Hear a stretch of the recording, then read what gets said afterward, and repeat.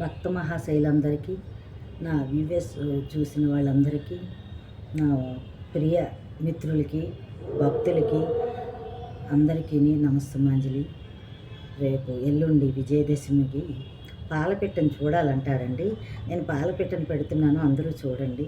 పాలపిట్టను చూస్తే మంచి జరుగుతుందని అంటారు. కాబట్టి విజయదశమి శుభాకాంక్షలు పడాల విజయలక్ష్మి రామదాస్ అందరికీ తెలియజేసుకుంటుంది. కాబట్టి అందరూ కూడాను ఈ విజయదశమితో మీ అందరికీ ఉన్న కష్టాలు కన్నీళ్లు పోయి మీరు మీ కుటుంబాలన్నీ హాయిగా ఆరోగ్యంగా ఆనందంగా ఉండాలని ఆ దుర్గమ్మ తల్లి భోగభాగ్యాలు ఇచ్చి అనంత ఐశ్వర్యాలు ఇచ్చి మిమ్మల్ని అందరినీ ఆరోగ్యాన్ని ఇచ్చి చల్లగా కాపాడాలని మనస్ఫూర్తిగా కోరుకుంటూ మీ అందరూ చల్లగా ఉంటే నేను చల్లగా ఉంటానండి.